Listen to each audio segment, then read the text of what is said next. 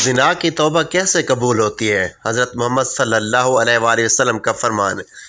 एक आदमी हज़ूर नबी करीम सल्लल्लाहु अलैहि वसल्लम के पास आया और फरमाया, या रसूल अल्लाह सल्लल्लाहु अलैहि वसल्लम, मुझसे गुनाह हो गया है, मैं ज़िना कर बैठा हूँ, मेरी तौबा कैसे कबूल होगी? हज़ूर सल्लल्लाहु अलैहि वसल्लम ने इरशाद फरमाया, सिर्फ ये एक अमल कर लो, अल्लाह ताला माफ़ कर देगा। बिस्मिल्लाहिर्रहमानिर्रहीम। वाज़ेह रहे कि ज़िना बहुत बड़ा गुनाह है। कुरान और हदीस में ज़िना की सख्त मज़म्मत बयान की गई है और ज़िना करने वालों के बारे में सख्त वईद नाजिल हुई है। हदीस मुबारक में है कि सातों आसमान और सातों ज़मीनें शादीशुदा ज़िनाकार पर लानत करती हैं और जहन्नम में ऐसे लोगों की शर्मगाहों से ऐसी सख्त बदबू फैलेगी कि जिससे अहले जहन्नम भी परेशान होंगे और आग के अजाब के साथ उनकी रसवाई जहन्नम में भी होती रहेगी। एक दूसरी हदीस में है कि हज़रत अबू हुरैरा रज़ी अल्लाह तआला अन्हु से रिवायत है, वह फरमाते हैं कि रसूल अल्लाह सल्लल्लाहु अलैहि वसल्लम ने इरशाद फरमाया, ज़िना करने वाला ज़िना करने के वक्त मोमिन नहीं रहता, चोरी करने वाला चोरी करने के वक्त मोमिन नहीं रहता और शराब पीने वाला शराब पीने के वक्त मोमिन नहीं रहता। हज़रत अबू इमामा रज़ी अल्लाह तआला अन्हु से मरवी है कि एक नौजवान हज़ूर नबी करीम सल्लल्लाहु अलैहि वसल्लम की खिदमत अक़दस में हाज़िर हुआ और कहने लगा, या रसूल अल्लाह सल्लल्लाहु अलैहि वसल्लम, मुझे ज़िना करने की इजाज़त दे दीजिए। लोग इसकी तरफ मुतवज्जो होकर उसे डांटने लगे और उसे पीछे हटाने लगे, लेकिन नबी करीम सल्लल्लाहु अलैहि वसल्लम ने इससे फरमाया कि मेरे करीब आ जाओ। वो नबी करीम सल्लल्लाहु अलैहि वसल्लम के करीब जाकर बैठ गया। नबी करीम सल्लल्लाहु अलैहि वसल्लम ने उससे पूछा, क्या तुम अपनी वालदा के हक़ में बदकारी को पसंद करते हो? उसने कहा, अल्लाह की कसम कभी नहीं, मैं आप पर कुर्बान जाऊं। नबी करीम सल्लल्लाहु अलैहि वसल्लम ने फरमाया, लोग भी उसे अपनी माँ के लिए पसंद नहीं करते। फिर भी दरियात फरमाया कि तुम अपनी बेटी के हक़ में बदकारी को यानी ज़िना को पसंद करोगे? उसने कहा, अल्लाह की कसम कभी नहीं, मैं आप पर कुर्बान जाऊं। नबी करीम सल्लल्लाहु अलैहि वसल्लम ने फरमाया, लोग भी उसे अपनी बेटी के लिए पसंद नहीं करते। फिर पूछा, क्या तुम अपनी बहन के हक़ में बदकारी को पसंद करोगे? उसने कहा, अल्लाह की कसम कभी नहीं, मैं आप पर कुर्बान जाऊं। नबी करीम सल्लल्लाहु अलैहि वसल्लम ने इरशाद फरमाया, लोग भी उसे अपनी बहन के लिए पसंद नहीं करते। फिर पूछा, क्या तुम अपनी फूफी के हक़ में बदकारी को पसंद करोगे? उसने कहा, क्या अल्लाह की कसम कभी नहीं, मैं आप पर कुर्बान जाऊं। नबी करीम सल्लल्लाहु अलैहि वसल्लम ने इरशाद फरमाया, लोग भी उसे अपनी फूफी के लिए पसंद नहीं करते। फिर पूछा, क्या तुम अपनी खाला के हक़ में बदकारी को पसंद करोगे? उसने कहा, अल्लाह की कसम कभी नहीं, मैं आप पर कुर्बान जाऊं। नबी करीम सल्लल्लाहु अलैहि वसल्लम ने इरशाद फरमाया, लोग भी उसे अपनी खाला के लिए पसंद नहीं करते। फिर नबी करीम सल्लल्लाहु अलैहि वसल्लम ने अपने दस्त मुबारक उसके जिस्म पर रखा और दुआ की, क्या अल्लाह इसके गुनाह माफ़ फरमा, उसके दिल को पाक कर दे और उसकी शर्मगाह की हिफाजत फरमा। रावी कहते हैं कि उसके बाद उस नौजवान ने कभी भी किसी की तरफ तवज्जो भी नहीं की। नीज़ वाज़ेह रहे कि हर गुनाह अल्लाह की नाफरमानी और उसकी इताअत और फरमाबरदारी से एराज़ है और अल्लाह ताला का नाफरमान दुनिया और आखिरत में कहीं चैन और सुकून नहीं पा सकता। गुनाह करने वाले की ज़िंदगी तलख कर दी जाती है। अल्लाह ताला का इरशाद पाक है, और जो शख्स मेरी इस नसीहत से एराज़ करेगा तो उसके लिए क़यामत से पहले दुनिया में कब्र और तंगी का जीना होगा। दुनिया में और आखिरत में सुकून पाने का एक ही रास्ता है कि उस पालने वाले खालिक व मालिक की नाफरमानी छोड़कर अपनी पूरी ज़िंदगी उसकी इताअत और फर्माबरदारी में गुजारी जाए। फिर अल्लाह पाक अपने बंदे को पाकीज़ा और सुकून वाली ज़िंदगी अता फरमाएंगे और आखिरत में खूब अजर व सवाब से नवाजेंगे। सूरह नाल में अल्लाह तबारक व तआला का इरशाद है, जो शख्स हमारी इताअत करेगा वो मर्द हो या औरत, बशर्ते के साहिब ईमान हो, क्योंकि काफिर के अमाल सालिहा मकबूल नहीं। तो हम उस शख्स को दुनिया में तो पुरसकून ज़िंदगी देंगे और आखिरत में उनके अच्छे कामों के एवज़ में उनका अजर भी देंगे। दीन इस्लाम में मायूसी बिल्कुल नहीं है।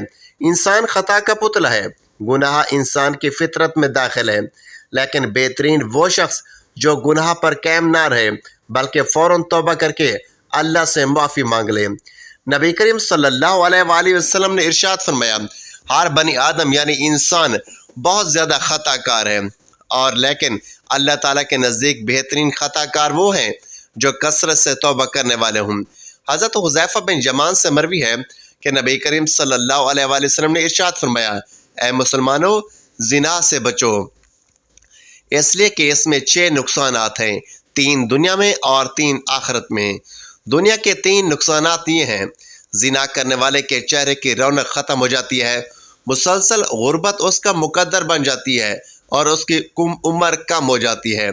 آخرت میں پیش آنے والے 3 چیزیں یہ ہیں: نمبر 1 اللہ کی ناراضگی، نمبر 2 برا حساب و کتاب، نمبر 3 دوزخ کی آگ میں ہمیشہ رہنا۔ زنا سے چہرے بے رونق اور بے نور ہو جاتے ہیں۔ مذکورہ حدیث کی روشنی میں پتہ چلا کہ زنا کرنے والے کو دنیا میں سخت ذلت و رسوائی سے 2 چار ہونا پڑتا ہے، جن میں پہلی سزا یہ ہے کہ زنا کرنے والے کے چہرے کی رونق ختم ہو جاتی ہے اور ان کے چہرے سے ہمیشہ ذلت و خواری کی علامت ظاہر ہوتی ہے۔ ایک دوسرے مقام پر نبی کریم صلی اللہ علیہ وآلہ وسلم نے ارشاد فرمایا، تم لوگ ضرور اپنی نگاہوں کی حفاظت کرو اور اپنے چہرے کو سیدھا رکھو، ورنہ تمہارے چہروں کو بے نور کر دیا جائے گا۔ زنا سے فکر و فاقہ اور غربت و تنگ دستی پیدا ہوتی ہے۔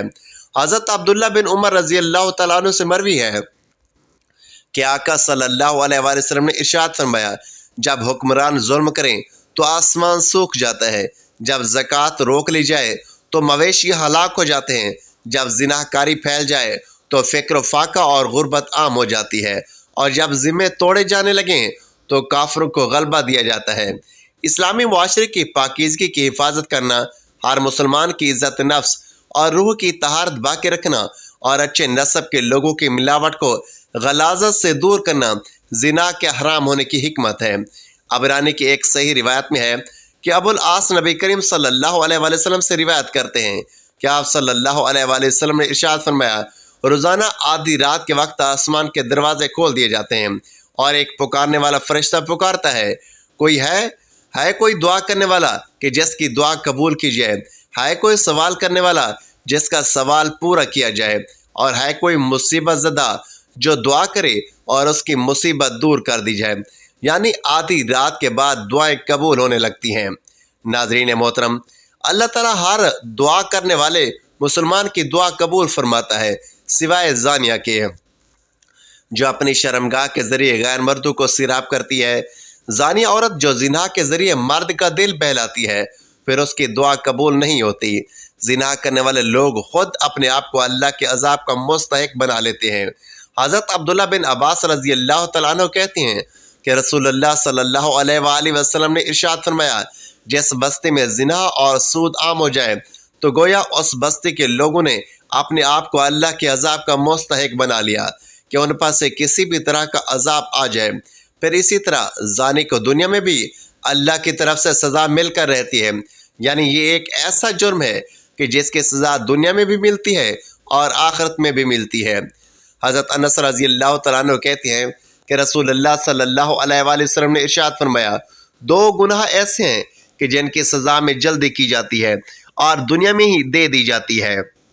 نمبر 1 زنا، نمبر 2 والدین کی نافرمانی کرنے والا، نمبر 3 ماں باپ کی بات نہ ماننے والا، اور یہ کہ جو شخص ایسی بیماری میں مبتلا ہو جاتا ہے، یعنی زنا جیسی بیماری میں مبتلا ہو جاتا ہے، تو پھر اس کا ایمان کیسے رخصت ہوتا ہے کہ ایک گناہ کو چھپانے کے لیے جھوٹ پہ جھوٹ بولتا چلا جاتا ہے، ایک نہیں کئی بار جھوٹ بولتا ہے، اور جب کوئی انسان جھوٹ بولتا ہے تو اس کے منہ کی بدبو سے فرشتے اس سے کئی میل دور چلے جاتے ہیں، اس انسان سے اللہ تعالیٰ کی حفاظت ہٹ جاتی ہے اور وہ شخص ذلیل ہو کر رہتا ہے۔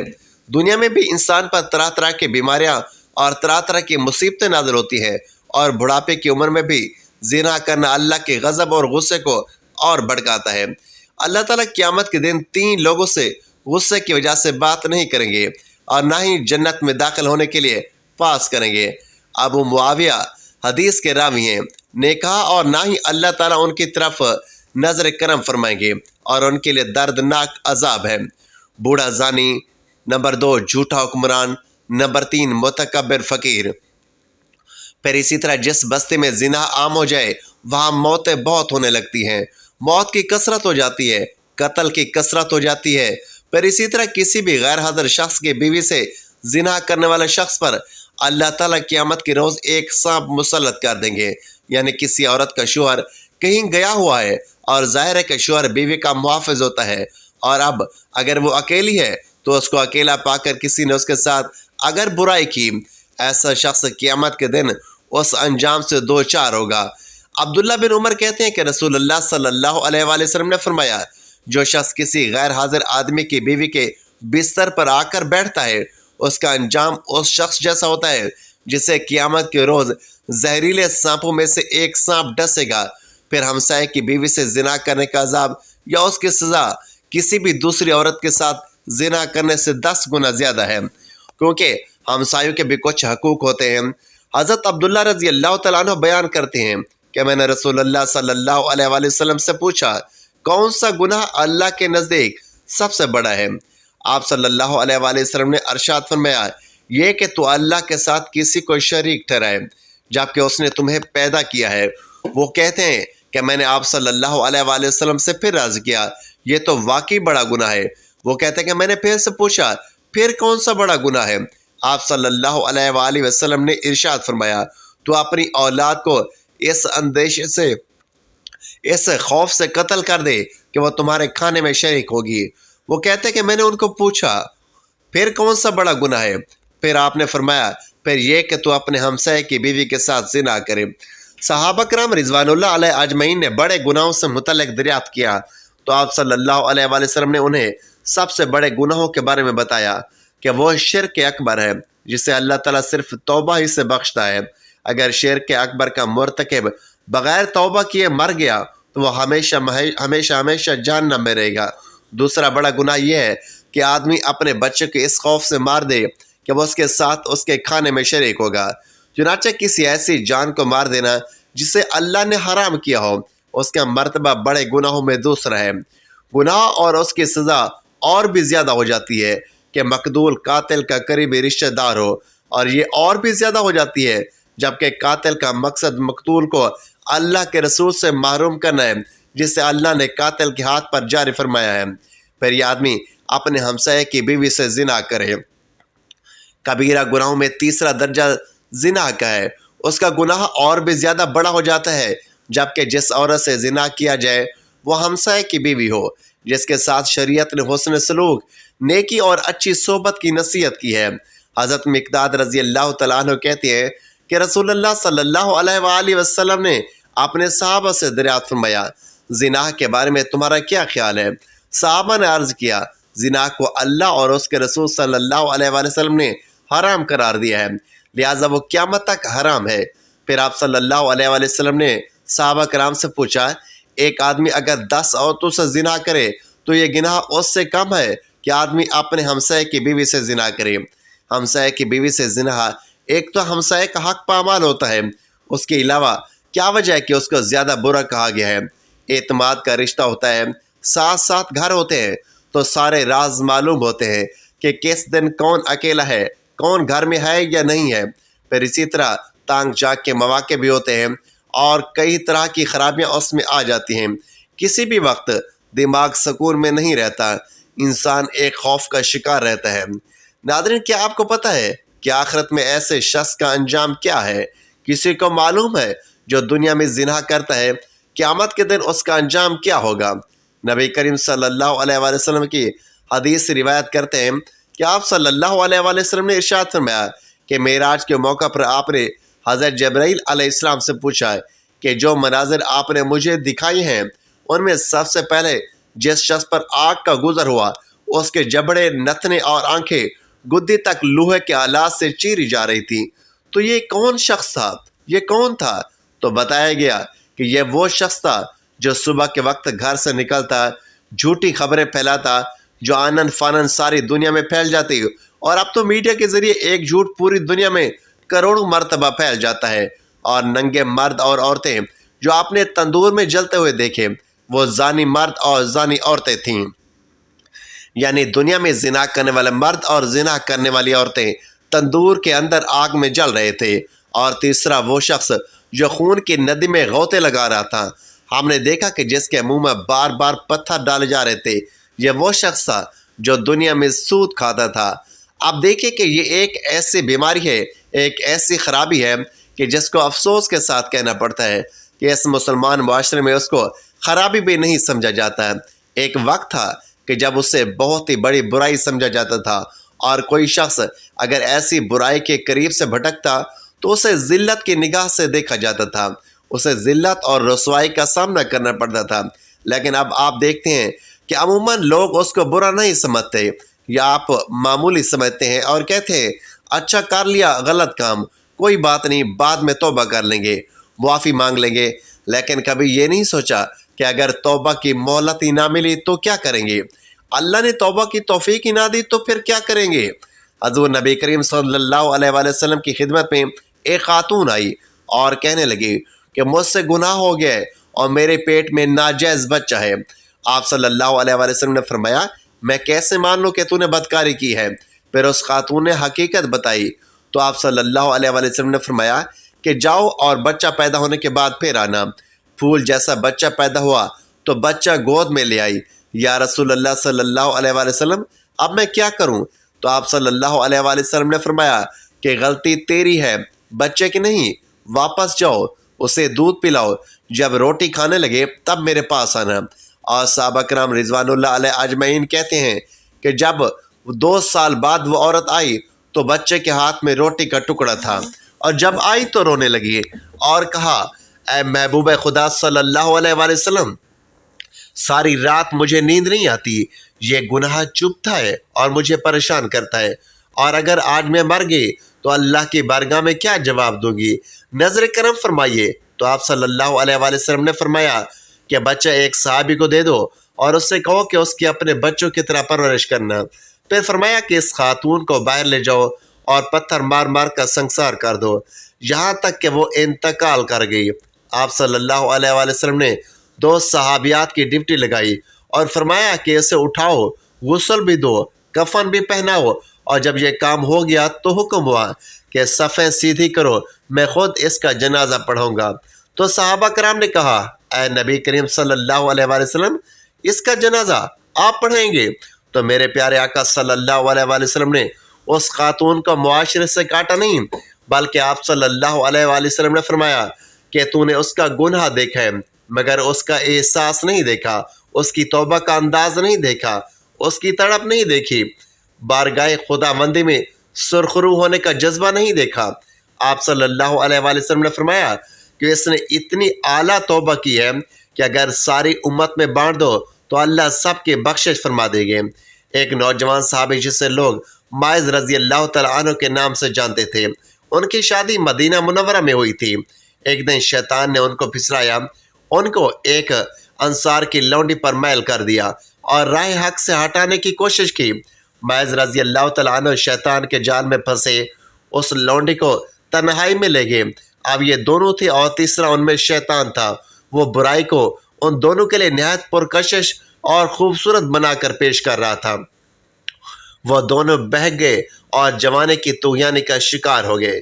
جب معاذ رضی اللہ تعالیٰ عنہ اپنے جرم سے فارغ ہوئے تو شیطان نے اس کا ساتھ چھوڑ دیا۔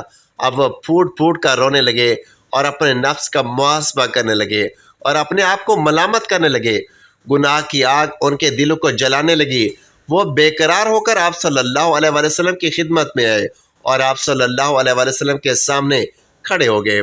احساس گناہ اسے تڑپانے لگا، کہنے لگے اے اللہ کے رسول صلی اللہ علیہ وآلہ وسلم، مجھ سے گناہ ہو گیا، یعنی زنا ہو گیا، مجھے پاک کر دیجئے۔ نبی کریم صلی اللہ علیہ وآلہ وسلم نے ان کی طرف سے منہ پھیر لیا۔ وہ دوسری جانب گئے، بولے اے اللہ کے رسول صلی اللہ علیہ وآلہ وسلم، میں شیطان کے جھانسے میں آ گیا تھا، زنا کر بیٹھا ہوں، مجھے پاک کر دیجئے۔ نبی کریم صلی اللہ علیہ وآلہ وسلم نے فرمایا تجھ پر افسوس ہے، واپس چلا جا اور اللہ تعالیٰ سے اپنے گناہوں کی معافی مانگ اور توبہ کر لے۔ وہ تھوڑی دیر بعد پھر آ گیا۔ گناہ کی آگ نے اس کا آرام چھین لیا، وہ صبر نہ کر سکا۔ نبی کریم صلی اللہ علیہ وآلہ وسلم اس کے بارے میں حکم دیا کہ اسے یہاں سے نکال دو، چنانچہ اسے نکال دیا گیا۔ وہ چوتھی مرتبہ پھر چلا آیا۔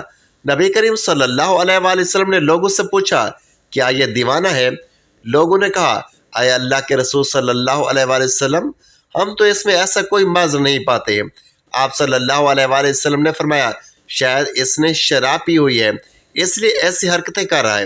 ایک آدمی کھڑا ہوا، اس نے معاذ رضی اللہ تعالیٰ عنہ کا منہ سونگھا، اسے شراب کی کوئی بو محسوس نہ ہوئی۔ نبی کریم صلی اللہ علیہ وآلہ وسلم نے پوچھا، تجھے پتہ ہے زنا کسے کہتے ہیں؟ اس نے کہا، جی ہاں، میں ایک ایسی عورت کے ساتھ اس طرح حرام کا ارتکاب کر بیٹھا ہوں جس طرح ایک آدمی حلال طریقے سے اپنی بیوی کے ساتھ کرتا ہے۔ آپ صلی اللہ علیہ وآلہ وسلم نے پوچھا، اب اس بات سے تمہارا کیا مطلب ہے؟ اس نے کہا کہ مجھے پاک کر دیجئے۔ نبی پاک صلی اللہ علیہ وآلہ وسلم نے مکمل تفتیش کروائی، جرم ثابت ہونے پر حد جاری فرمائی۔ آپ صلی اللہ علیہ وآلہ وسلم نے حکم دیا اور اسے سنگسار کر دیا گیا۔ جب اس کی نماز جنازہ پڑھائی گئی، اسے دفن کر دیا گیا تو نبی کریم صلی اللہ علیہ وآلہ وسلم دو آدمیوں کے پاس سے گزرے۔ وہ آپس میں باتیں کر رہے تھے کہ دیکھو، اس آدمی پر اللہ نے پردہ ڈالا ہوا تھا، لیکن اس نے اپنے آپ کو خود ہی ہلاکت میں ڈال دیا ہے، حتیٰ کہ اسے پتھر مار مار کر یوں ہلاک کر دیا گیا جیسے کتے مار دیے جاتے ہیں۔ نبی کریم صلی اللہ علیہ وآلہ وسلم خاموش ہو گئے، پھر تھوڑا سا آگے چلے۔ ایک مردہ گدھا پڑا ہوا تھا، اسے دھوپ نے جلا دیا تھا اور وہ پھول چکا تھا۔ جب نبی کریم صلی اللہ علیہ وآلہ وسلم نے اس گدھے کو دیکھا تو پوچھا، فلاں فلاں آدمی کدھر ہیں؟ وہ دونوں بولے، اے اللہ کے رسول صلی اللہ علیہ وآلہ وسلم، ہم یہاں ہیں۔ آپ صلی اللہ علیہ وآلہ وسلم نے فرمایا، اترو اور اس گدھے کا گوشت کھاؤ۔ وہ حیران ہو کر بولے، اے اللہ کے نبی صلی اللہ علیہ وآلہ وسلم، بھلا اسے کون کھا سکتا ہے؟ آپ صلی اللہ علیہ وآلہ وسلم نے فرمایا، ابھی جو تم اپنے بھائی کی عزت پامال کر رہے تھے، وہ اس گدھے کو کھانے سے بھی زیادہ بدتر ہے۔ حضرت معاذ رضی اللہ تعالیٰ عنہ نے ایسی سچی توبہ کی ہے کہ اگر یہ توبہ امت کے مابین تقسیم کر دی جائے تو انہیں کافی ہو جائے گی۔ مجھے اس پروردگار کی قسم جس کے ہاتھ میں میری جان ہے، وہ اس وقت تک جنت کی نہر میں غوطے لگا رہے ہیں۔ ناظرین، زنا کی توبہ کا موضوع انسان کے دل کو ہلا دینے والا ہے، کیونکہ یہ وہ گناہ ہے جو نہ صرف روح کو زخمی کرتا ہے بلکہ انسان کی زندگی، اس کی پاکیزگی اور اس کے رب کے ساتھ تعلق پر بھی گہرا اثر چھوڑتا ہے۔ مگر اللہ کی رحمت کا دروازہ کبھی بند نہیں ہوتا۔ جس بندے کے دل میں ندامت کی ایک چنگاری بھی روشن ہو جائے، اللہ اس کے لیے معافی کے راستے کھول دیتا ہے۔ زنا جیسے بڑے گناہ کی توبہ بھی قبول ہوتی ہے، مگر شرط یہ ہے کہ دل سچی تڑپ، خوف خدا اور آئندہ کے لیے کامل عہد کے ساتھ لوٹے۔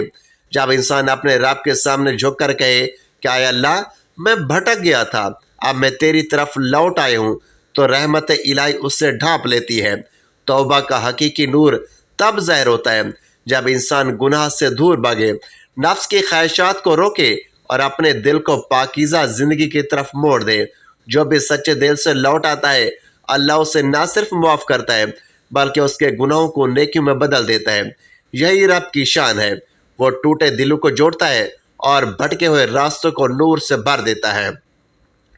ناظرین، اللہ پاک سے دعا ہے کہ اللہ پاک ہمیں ہر نیک عمل کرنے کی توفیق عطا فرمائے اور ہر برے عمل سے بچائے رکھے اور مرتے وقت ہمارا خاتمہ ایمان پر فرمائے، آمین یا رب العالمین۔ ناظرین، ویڈیو اچھی لگے تو ویڈیو کو لائک کریں، دوستوں میں شیئر کریں، چینل کو سبسکرائب کریں اور کمنٹ باکس میں اللہ تعالیٰ کے 99 نام میں سے کوئی ایک نام ضرور ٹائپ کریں۔ اگلے ویڈیو تک کے لیے اجازت دیجیے، اللہ حافظ۔